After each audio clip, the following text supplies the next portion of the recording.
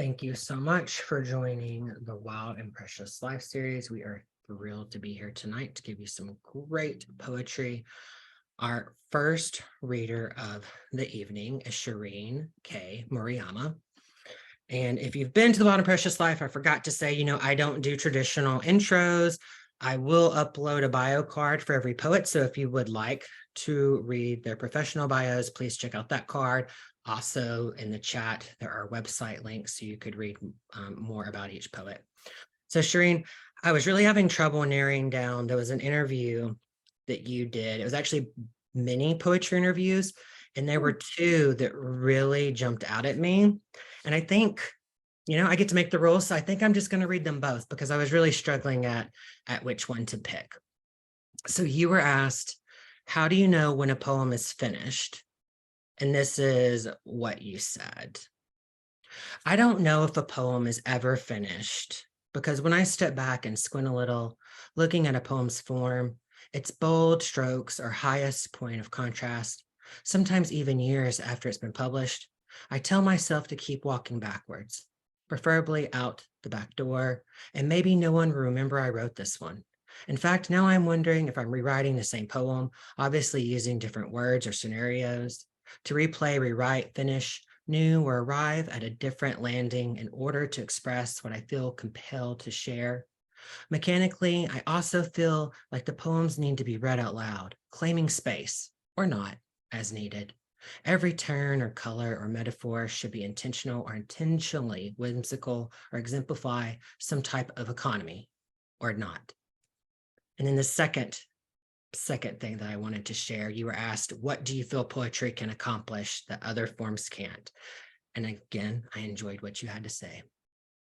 I've heard poets say, I worship at the altar of poetry. Love that, but I'm not that monogamous, or rather I have faith that poetry is the lover I run to when I need to feel special, feel love. It's not that poems hold answers, but they inquire or shift your stance to see a part of the world differently. Poetry is also intimate. Like you stumble into bed with pillows fluffed, you turn to your partner, in this case a poem or book, and ask, so what's on your mind? And then you listen. Thank you so much for being here tonight. The screen is yours. Awesome. Thank you so much for that wonderful introduction. Again, I'm Shareen Murayama. I'm a poet and an educator on Aloha, everyone. I'm streaming live from the ceded lands of Hawaii. I was born and raised here in the Ahupua of Honolulu on the island of Oahu. A big mahalo to Dustin and the Wild Precious Life series for inviting me. Today, I want to read a couple of poems from my first chapbook called Hey Girl, Are You in the Experimental Group? Sorry, I'm a little short and I'm a little fuzzy there. This was published in May 2022 by Harper Editions. And my second book, Housebreak, which was published in July of 2022 by Bad Baby Press in London. So the first book, Hey Girl, Are You in the Experimental Group? Kind of deals with the diasporic communities in Hawaii. It's often referred to as the melting pot. And so when you melt something, there's a lot of friction and heat. And also, hopefully, there's some synergy as well. A lot of the poems are just titled Group Treatment. They're first person quotes from people who live on Oahu to kind of give you an idea of the group treatments. The first one is quoted from a Spanish-German Jewish male, age 28. Group treatment.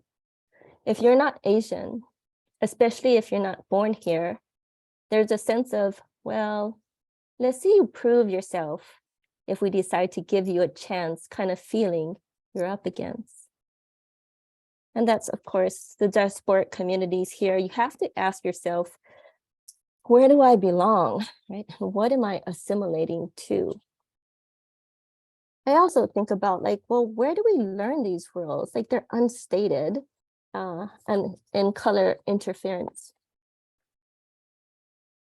I thought it was a trick of the eye when two light waves complement each other, strengthening the reflection, painting rainbows in soap bubbles on butterfly wings and seashells.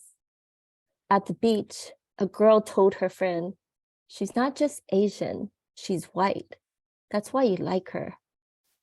She cautioned against pitfalls and flaws, how falling for types is dangerous. It usually almost always breaks us. It's a phenomenon, iridescence, more than an optical curiosity. Its exotic luster helps us recognize our same species, choose mates, and sometimes evade predators. Thank you. And in all the complexities of living here in the island, there are the hierarchies and the issues of colonization.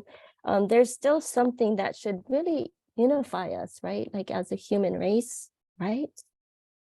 This one is called Sticks, Stones, and Words. A tourist jumped in Waikiki. Some words hurt more. The breakup, the in-laws, unemployment rate, than others. The morning after pill, a suicide, transience, the state with the least recorded hate crimes, the broken nose, the fractured cheekbone, the staples in his head, the begging, the money that fell from his pocket.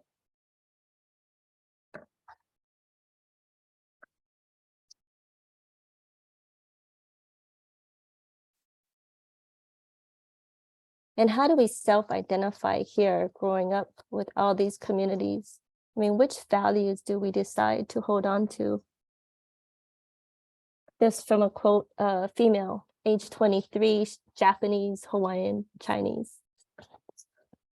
Group treatment. I don't affiliate myself with any of my ethnicities, mostly because of the non-homogeneous nature of Hawaii. It never occurred to me that I'm different from other Asians or even from Caucasians.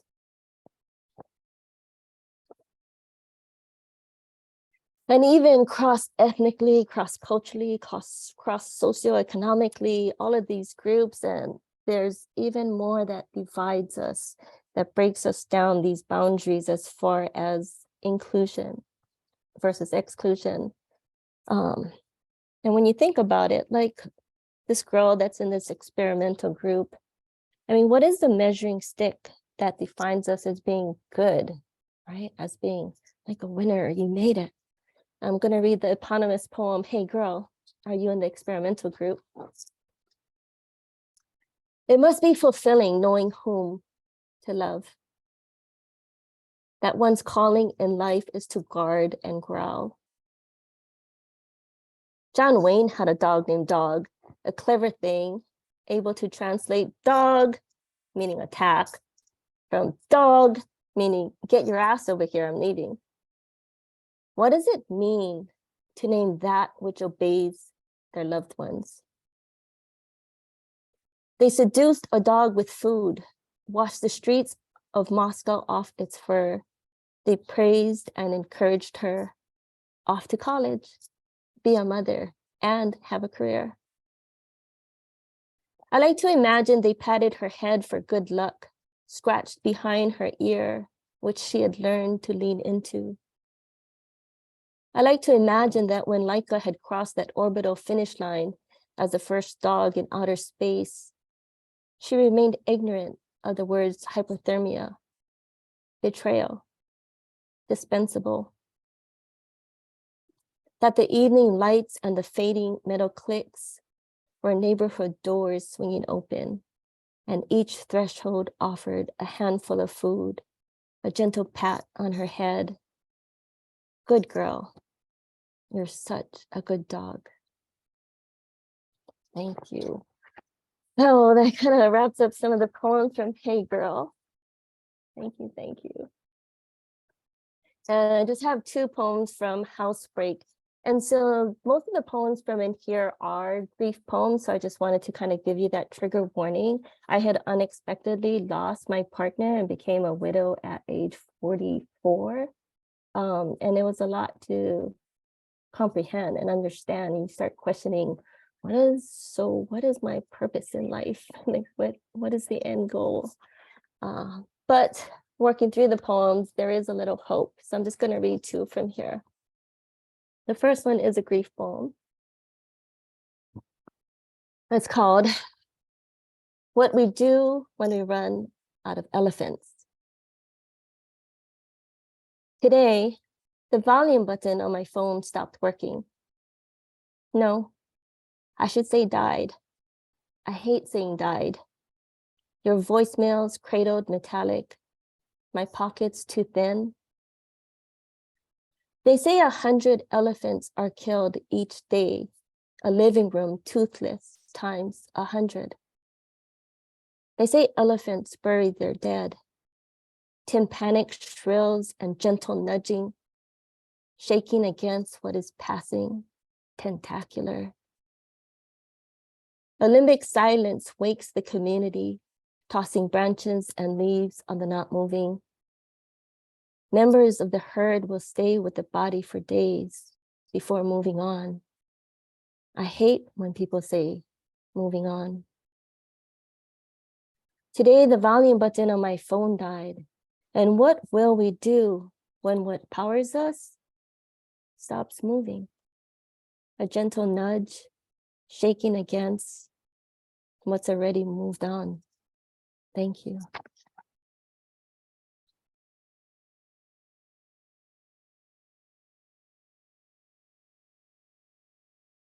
And again, a big mahalo to Dustin for inviting me while the Precious Life series. I'm really excited to kind of relax after this last poem and listen to the next two speakers who I so admire. I've been stalking your websites and reading your poems. So nice to meet you, and I'm really honored to be here.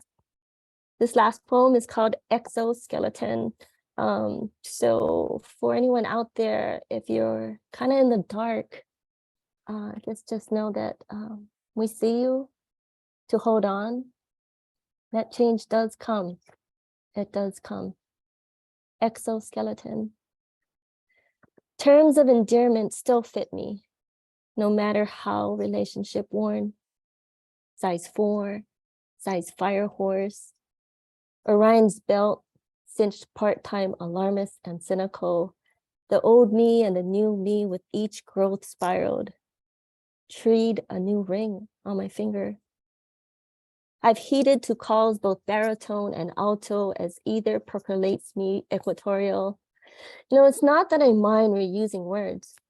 I love sitting my ideas in your lap, your arms around my uncommon thoughts, lifting and supporting my spaces. You are both rafters and birds.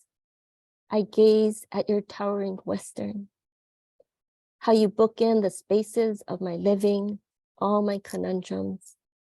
In all this vastness, I worry most for utilitarian words, wild, impassable, pathless. But the old you traverses the new you and sail the 700 stages of grief, plus 1 hour next and next. And every minute, every year you ice break, jagged, dusk and piñata, and on knees you gather pebbled moments with friends, not uncomfortable in uncomfortable spaces. Then not so suddenly, vocabulary cracks along your back between carapace and abdomen, and you slowly back out into your new soft shell, still, love, vertiginous, sugar spun. Thank you so much. Thank you. Our next reader of the evening is James Davis May, or as a lot of us call him, Jim. And I have something that is really your introduction, Jim, but I did it for everyone. I did ask permission before I verbally shared this because I'm often entertained by his Facebook page and accounting of parenting. And there was a post this week that I may have snorted my water. I hope everybody else laughs as much as I did, and then I'll do the real formal introduction. So Jim is posting, "Am I an embarrassing dad?" he asked. "No, you're not embarrassing," she said, and then looked out the window. not often, not too often. I just love the stories that you and also Chelsea share. There, I have followed them for years now. That also makes me feel old as I think how I've seen your child age through Facebook. But for your introduction, there's a poem of yours that I've really enjoyed that was published in the Sun magazine. And so I'm going to read that poem as your intro. Spam from the dead. And 2 months after the cancer finally ate through the last tissues that separated him from death, I get a message from his email address urging me to click on a link I know I shouldn't. Though I'm tempted, I really am, to see where it takes me, to see if ghosts haunt the internet the way we kind of wish they haunted our lives. That is kindly, reassuringly, because if they exist after death, maybe, just maybe, we will too.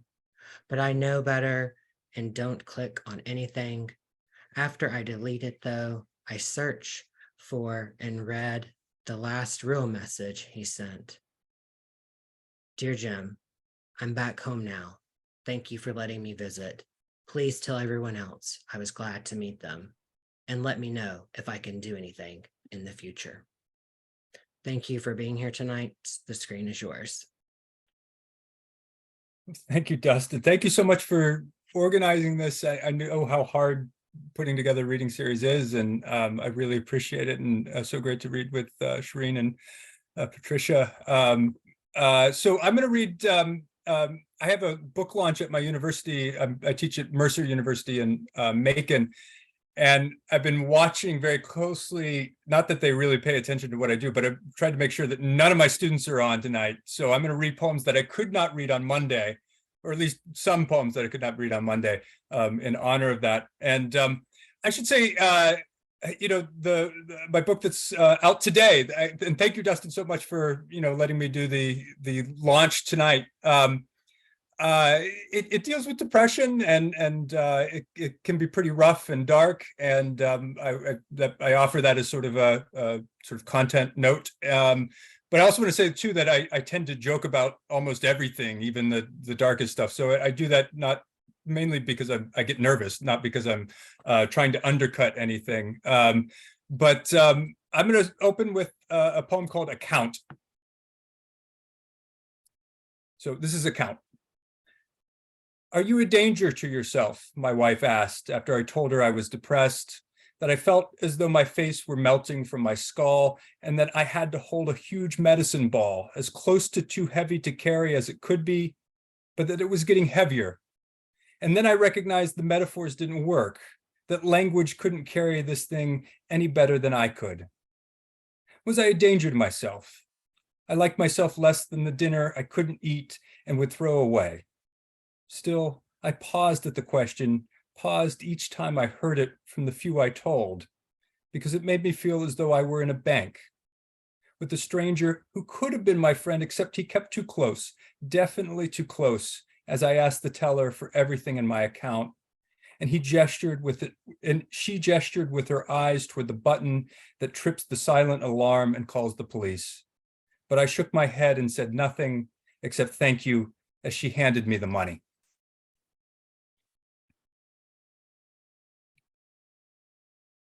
So there's a note that my daughter is listening in the other room. She probably should mute this one. Thank you. This is the book is really about dealing with, as I said, depression. But about 2018, I really had this realization that things weren't right, and it was a strange place to have that realization. It was Disney World, and everybody's having a great time, and I'm sitting there just feeling miserable. I don't know if you've ever seen the video of Bob Dylan at We Are the World. Look it up, YouTube it. I pretty much felt like that at that moment. But this is a note about the Cinderella pumpkins. It's for my daughter, but maybe not the time for her to hear the poem tonight anyways.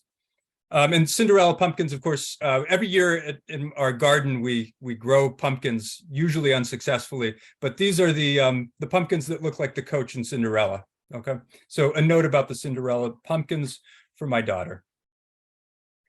We dampened the paper towel just to the point of its capacity to carry water and still retain its shape. Then we folded it like a letter, slid it into a freezer bag, and dotted it with last year's seeds. Finally putting the package here on this desk that catches the morning light and heats up enough in spring to make writing here unbearable, which it was that spring, which almost everything was that spring. And Addie, we left that bag alone for more than a week while we went on vacation, where I, if you're reading this, you're old enough to know, if one is ever old enough to know, thought quite seriously about wanting to die, even though everywhere I looked, people, especially you, were joyful. It was Disney World after all. Forgive me, love, my difficulties with joy, which I've always found puzzling. Drunkenness, yes, I understand that. Happiness, sometimes. But the way you smiled at the princess as she greeted you, the bounce in your knees, all seemed a foreign language I wanted to learn but couldn't. When we returned, the bag, clouded like a greenhouse, swelled with vines, some still half in seeds like baby cartoon chicks wearing parts of their shells. We planted them near the souvenir fairy house you adorned with flowers and notes to welcome the fairies you were sure would show. Notes you found the next day answered in tiny, tiny script and sprinkled with purple glitter. Concrete proof of what you've always known, that there is magic. You inspected while I watched on, not sure how much longer you'd believe that I, like you, was excited and convinced.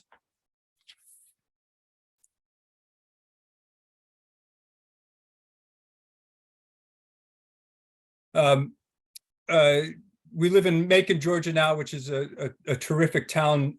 Prior to this, we lived up in the Georgia mountains, up in the Blue Ridge, which very, very beautiful, but it felt very isolating. And sort of dealing with depression at that time, it felt very isolating, obviously.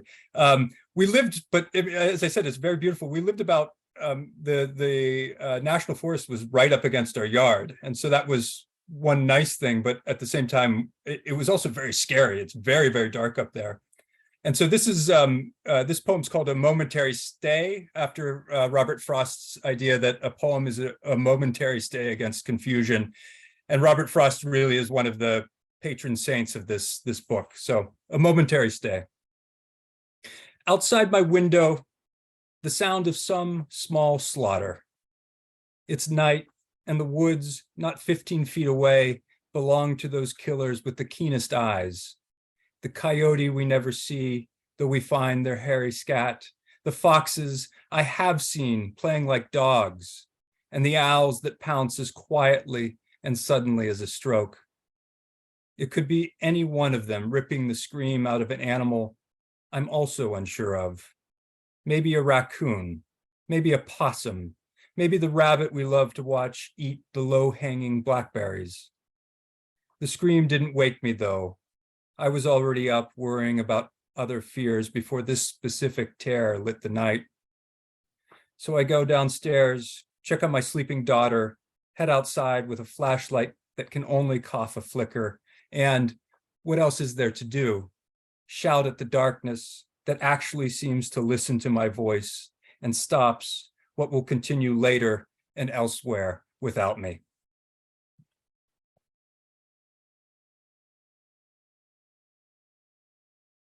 And so now for maybe a poem that I really can't read in front of my students. This one's a little happier, I think. And Dustin, if this breaks the porn rule, just cut me off, okay? Chelsea, you may want to leave. That's my wife. Anyways, this is called Hot Sex. I think it explains itself. Hot sex. They've finished lunch and gone upstairs, where they begin making love, the tender but urgent sex of a married couple with an empty house for the afternoon.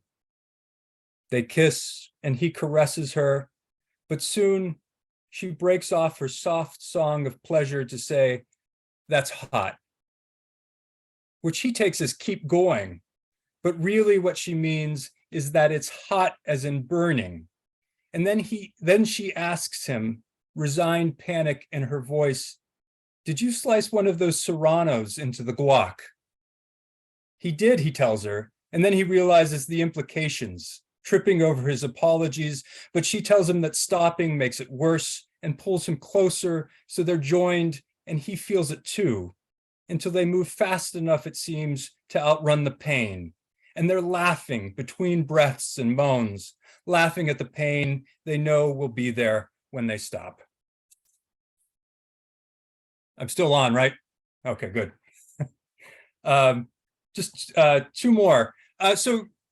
Even though the book really does deal with some pretty serious depression, I think it does at times find room for some hope. And so this is back in the Georgia mountains.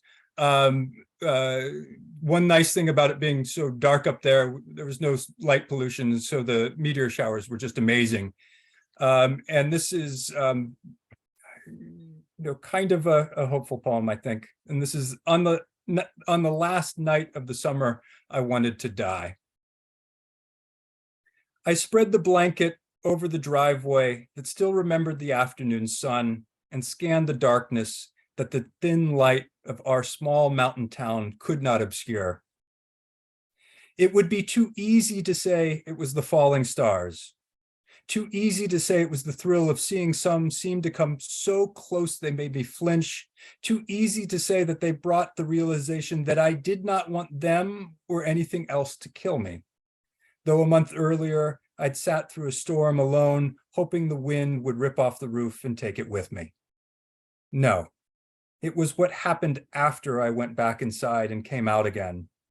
My daughter, still half in dreams I'd woke her from, resting against my chest, my wife on the other side, how we all pointed to each brief, ridiculous splendor of this unasked for show, how I loved their laughter, how I wanted to stay alive to remember it longer.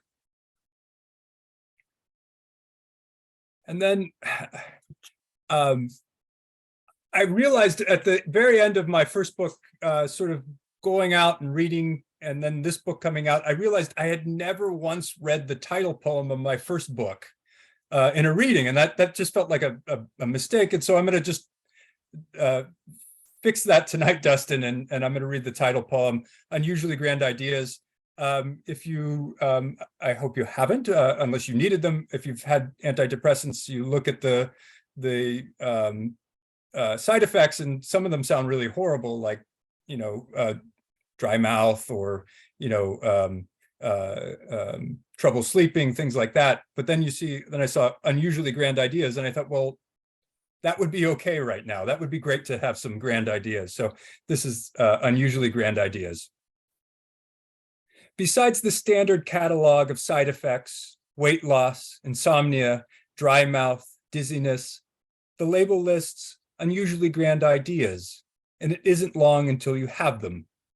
First, the idea of the morning, when the cardinal you hate for its murderous and often scatological attacks on your car sings and wakes you, and you do not hate being woken or the song, and think that, yes, it's possible to separate the art from the artist, and that if it's not, then art redeems us the way the vendors of Krakow redeem the cobblestones on June mornings, spraying them down with their hoses, the night's drunken grime washed away in a beautiful moment of mist and steam.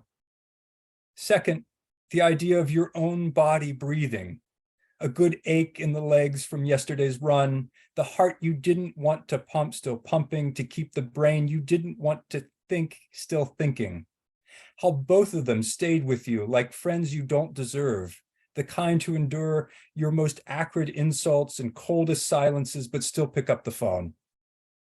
Third, not the idea of love, but its presence. The woman who held you those painful nights as closely as she now holds your sleeping daughter, who fled some nightmare, navigating the 3 a.m. dark to dive into the warmth of this bed and forget those monsters. You remember those fears, what it's like to stand at the doorway of your room before a forest of hissing shadows that want to eat you. Remember the faith you have to have in your own terror to sprint through that dark to the only place you know will save you when you get there. If you get there, which you will, you know it, you will, you have to. Thank you very much. Thank you so much, Jim. And before I introduce our last reader, just going to do a plug. If you don't have it already, our link tree information will take you to the Wild and Precious Life series links for our Facebook page, Twitter, Instagram, YouTube. This reading will be uploaded to YouTube later tonight or tomorrow. And then just to plug, our next reading will be on March 15th with James Allen Hall, Diane Seuss, and Aaron Smith. So hope you can come back on March 15th. And I am excited. It's always a pleasure to have Patricia Smith at a reading. Feel like a kid in a candy store when I think this is Patricia's second time getting to hear her read. It's like, it's my series and Patricia Smith is reading. Oh my God, how lucky am I? And when I was looking for something for your introduction, Patricia, there was one person in an interview that was talking about how they felt that you never met a stranger in a room when you're in the room. And I'm blanking on who said this because this is not my formal part of the introduction. It's just stuck with me all day. And I've been thinking about it and thought about the time that Julie and I met you at the Decatur Book Festival. And remember just how you interacted with everyone and how sweet and kind and gracious you were. Even though you were about to do a reading, you still took all the time and to make everyone feel special. And I just hope you know that that's noticed and it's appreciated by so many people. Thank you, love. So for your introduction, I'm only taking you back to September of 2021 with the fabulous interview that you did with Saeed Jones. And there's an excerpt from that I want to share. So Patricia was asked, your work draws from history, from journalism, from news. When do you know you have enough to actually sit down and write a poem? And I really liked what you had to say. And here it is. I start writing first, and then I figure out what the poem needs. For instance, when I was writing about Hurricane Katrina, I realized that about 800 people were running to their keyboards at the same time with the same ideas. So I had to constantly think about signature. The process is first, get the story down. That might involve writing that looks like stream of consciousness or like a big block of prose. And the second thing is language. And that's when I get closer to saying, okay, this is ready. If I've heard it before, I take it out. A lot of the research is, what has no one heard? What has no one read? What's a detail that might be on the periphery of the story? That's a great entry point. You're trying to upend expectations for the poem from both the reader and from yourself. I think every person has a signature, and it involves as you do. I mean, that's why you put your poem down next to Yusuf Kamanaka's without your name on it, looking to identify which is yours and which is his. When I was doing the Katrina thing, I didn't do news research. I tried to find people that nobody saw or voices nobody heard. So that's what led to the personification of the storm in Blood Dazzler. And once I had that, a lot of other poems opened up. Thank you for being here tonight. The screen is yours. Thank you. Thank you so much. Can you guys hear me okay? Okay, fantastic. It's so good to be here. Shareen, I'm so thrilled to be introduced to your work. It's lovely to hear you. And Jim, thank you for showing everyone the way to write directly into a life. Really appreciate that work. So I am going to share my screen, hopefully. Okay, and that happened. And then I'm going to go here. And I could not make my, all right, I couldn't make my slideshow work. So I have to kind of do this. All right, so you guys can see that, right? And now that I can't see any of you, I'm going to trust that you're saying that. Okay. Um, you can see it. Can somebody say yes or no? No? Yes? Okay, I'm gonna have to do this. All right, can you guys, could you guys see that?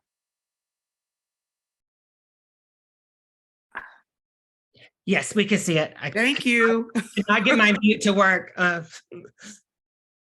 Thank you. Okay, so I'm gonna do it again. Okay, so this is my new book. It's called Unshuttered, and it is a book of persona poems accompanied by 19th century photos of African Americans. I've been collecting these photos for probably about 20 years. Started with just old photos because I was fascinated by them. Cabinet cards, daguerreotypes, ambrotypes, tintypes, things like that. And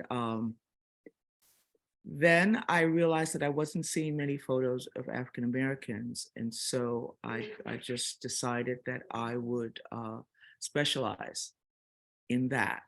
And so that's what I've been doing. It took a number of years for this to come together. And I'm sorry you're gonna have to see a lot of my crap on my thing, but I'm going to read you a few of these poems. Here we go. Okay.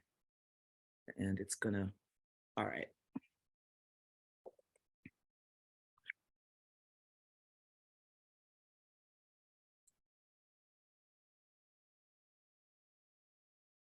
You crush me with your damning glimpses, Anna.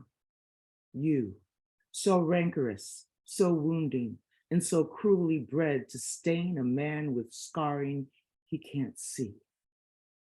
Unsaid, my reckless want of you, this yearning, thirsting, blue inside these hands, is seed for malady, the mud that clogs my throat, a pantomime of moan and needs. Go home, you growl. I slip by agonized degrees into the sound. You mouth my name, unlatching flood. I beg you, Anna, search for mercy. Heave my hurt and humbled body close. Let pity drive your slight, unwilling hips into the waiting, sweated blight of mine. Let loose that rasping whisper. Shed your shirt and raise me slow, your mouth demolishing the rest of who I am until I gasp defeat against the firelight in your neck. I just can't see the sense in your bedevilment. What keeps you so possessed by wider gazers, dreaming you're the fool of those who'd ravish without wonder? Come home to the skin you know. Come staunch this mayhem with the medicine inside your sacred hole. Give me what you suppose that white man craves. Oh, Anna, drop me to my knees and call the shaming love. By now, I must have riled you past vexation into wanting. If not, I'll crouch here in blue, content to be your wreckage. Please.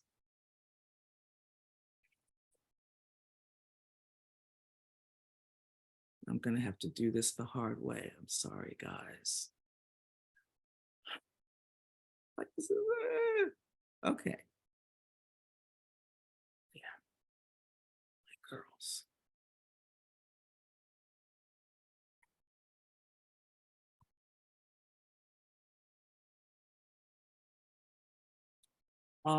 I've been concentrating on this photo for years, and I finally realized that what I was looking at was two sisters, and so you'll hear two voices in this poem. One, she's buttoned and laced up, so stiff, staged, so black, and ooh, Lord, she mad.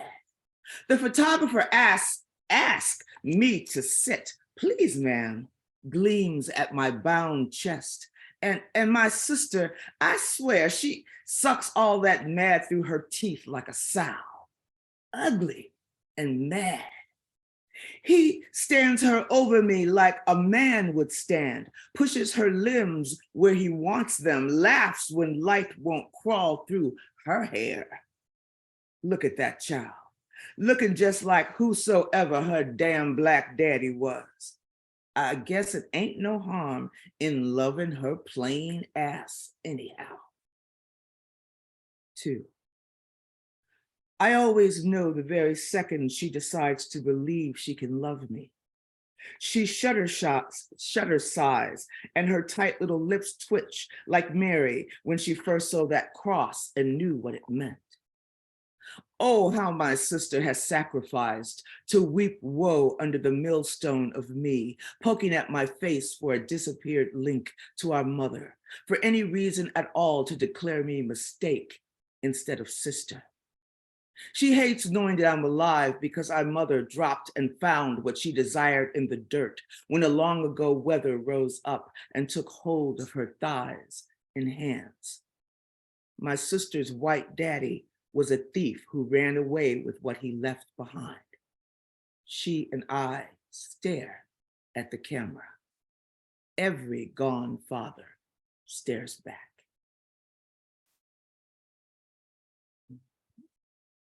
Once again, I hope everybody's still with me because I'm just reading. Hope you're all still there. Okay.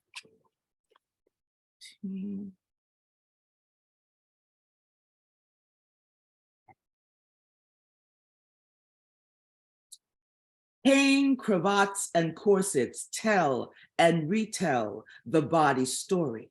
The shell we shroud in, guile, romance, and thread. I was a doll. I was a sleek fool. I was publicly foppish, loud as a lit lamp. But my shoes, their upturned toes, dust and scuff. A Negro's always got nigger somewhere on them. All you got to do is look. They couldn't let me occur. Not like this, not this me, not my Sunday self, not like upright, not like stroll, like matchstick, like Lottie fucking die boy, gotta find a crime for you. The rhythm partial to the red air down around my knees. She, point, shriek, see, she, the point is I was where I was when I was there. It's true my eyes may have swept a woman, an hour, an idea, or a future I didn't own. She, point, she, who knew that that boy there, yes sir, that's the boy, could be a whole trial. Sometimes even Christians get necks wrong. I was not that boy. I used to twirl a walking stick and dip my crown toward a sun that relished my body. But when we forget that fancy only rolls one way, some body reminds us.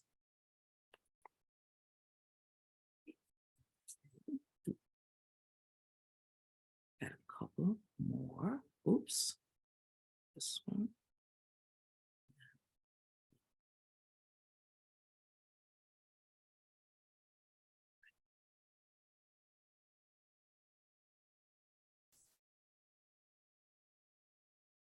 This is a tintype, and what was really intriguing to me was the way that the two young ladies were facing. One was staring directly at one of the others, and one looked like she was trying to find some place to put her eyes. We ache for fiction etched in black and white. Our eyes never touch. These tragic grays and bustles, mourners' hats plopped high upon our tamed but tangled crowns, strain to disguise what yearning does with us. The white man sputters, angered by our stiff distance.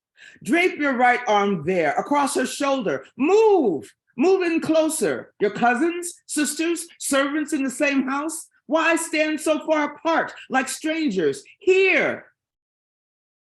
Paralyzed and mute, I tried to crush the memories of your mouth's sly moonlit trip down a trail to the center of my body. Just another complication I will have to die to forget. And I cannot move my hand. So terrified am I of unleashing the howl it must conceal when your swept glance, that's it, now look at her, thunders in my neck. I want this done. I want to own this flat, fixed sentence of 10 so that everyone can take as gospel this chilled restraint. And we can just keep on living our lush life, which we will whenever the night, our blacker sister, indulges us and cloaks the moon.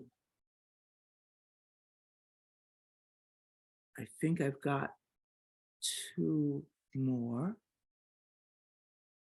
I just got rid of my, okay. Hold on. It's back. Can you guys see that now? Yes. Okay, fantastic. And this, I had no idea what it was, but I'm a poet, so it had to be something.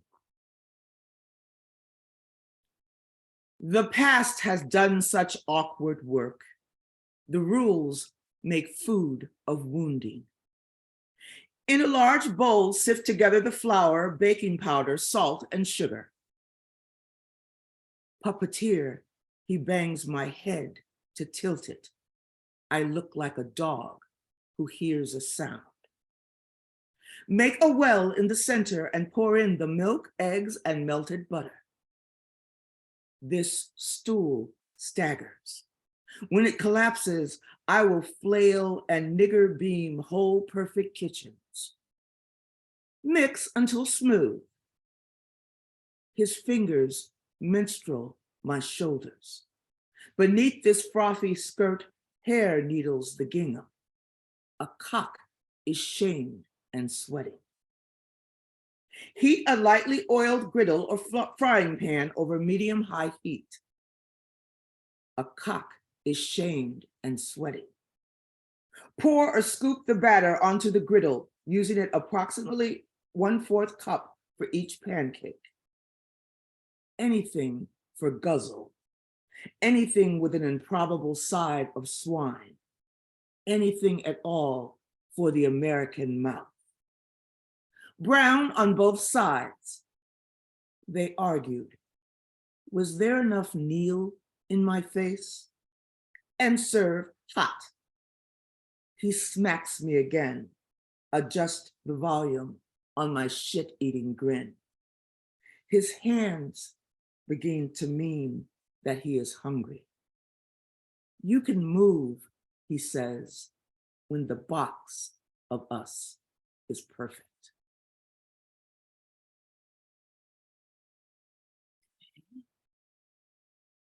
That one. And I've got one more, and if it's okay with Dustin, after this one, I'll read the poem that goes with the image that's on the cover, but only if that's okay. I will check.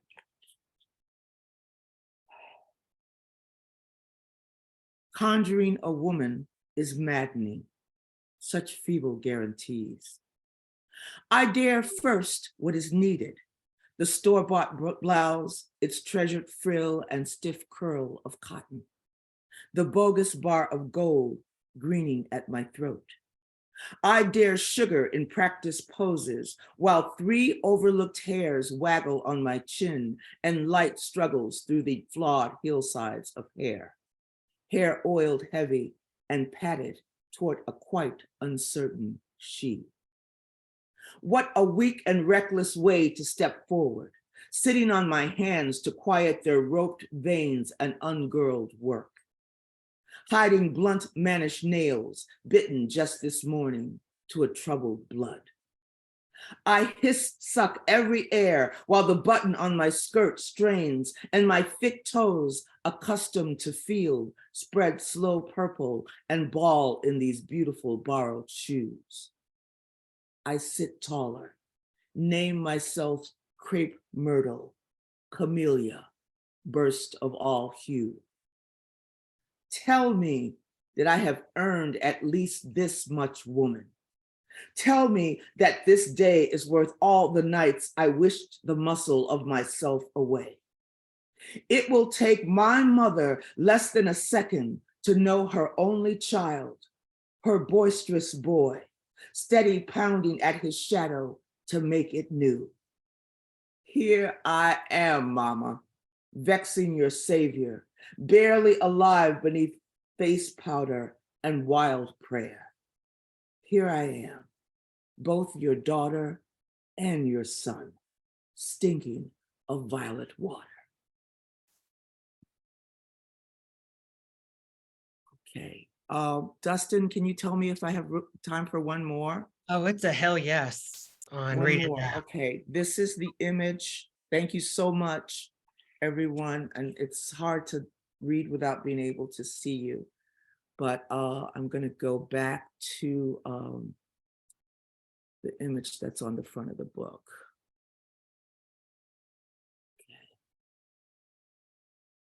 Okay, there we go. And this is we had to really work with this image to make it legible enough for the cover. It's a very old tintype. And when we were looking for a cover, I had this one, I just held this one in my mind because the picture itself just tells so many stories. So this is the poem that goes with this image. Inside the clutch of flash, don't blink, we freeze. The light unearths our buried selves, the grim fidelity we hide. Already, we are tired of posing in these tightening clothes, this collar working deep into my neck, that snap screaming its hold across his chest. Stand still, the white men bark. Don't move, don't breathe. He'll whisper, Jim, as soon as this is done. Luke likes to know I'm never far away, although he feels me standing right next to him. We'll mumble about the time, the crazy work of staying still, the moan in both our backs. Here's what I know. He's older now and so much taller.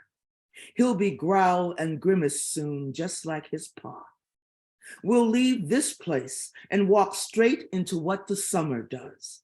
His bare and bitten skin will chap, and underneath that sun, I'll probably turn the kind of blue that turns me blacker than I am. And when he notices, my Luke will rub and poke that mojo, search for runaway color on his fingers. Then we'll mosey on down to Alum Creek, hook some squirming supper. He'll grin at me and say, Jim, you are still the bestest nigger who I know. But now, me and the boy, us two together, burned to 10. That means it's the two of us for good, don't it? No one can take the me I am away from him. My life is his. Now get on home, they finally say. I sigh and reach down for his hand. He doesn't take it. Not a once in life has Luke not took that hand. He lifts his head and damn it, it's his daddy looking back. His daddy who's been trying to teach the boy that when it comes to me, old Jim, need will never be the same as own. Away from that, stop the share. Okay. Thank you, everyone. I hope you heard everything. I hope you didn't mind the back and forth with all the pictures. And it's one of the first readings I've done from the book. It just came out on the 15th. And Dustin, I'm so glad that this is where I was. Always a really warm and nurturing place. And I'm very, very happy that I got to do it here and that I got to be part of this night with Shareen and Jim. Feels very special. And thank all of you for listening. Thank you, Patricia. And I hope we get to see you at the Miami Book Fair. I'm going to put that out there because if you come to the Miami Book Fair, I'm an hour away. I will be down there in the front seat cheering you on. So If you'll have me, I'd love to be there. I want to again thank everybody. Wrap up the evening. This series only works if people say yes to read. So thank you for everybody that said yes tonight, who has said yes in the past, and who will continue to say yes in the future. And it also only works if people show up. I mean, yeah, I can post the videos, but it's great to have an audience. So thank you to everyone who was here tonight. Your support Dustin, appreciated. Can I say something really quickly? Please today throw this link. There's a link tree that takes you to all of our social media information. If you enjoyed tonight, publicity, that's what helps. So please tweet about it, do a Facebook post saying how great the Wild and Precious Life series is and tag us. And then come back on March 15th for James Allen Hall, Diane Seuss, and Aaron Smith. And then I put the websites for all the readers. Everybody here tonight has a website. So if there was a book that you're wanting to look up, find out what kind of services, if they offer any consulting services or how you can book them for readings or whatnot, save those websites and do the best way to support writers. Oh, excuse me. Best way to support writers is to spend money on them when you can, but don't feel pressured. If money is tight, just read their work and share their work on social media. So with that, everybody, please be safe. Hope to see you in March and have a fabulous evening. Good night, everybody. Oh, and Patricia's having an AWP release party Friday, 5 to 9, Northwest African American Museum. So hope you heard it. It'll be in the recording. I got it in there, Patricia, so it'll be in the recording on YouTube. Good night, everybody.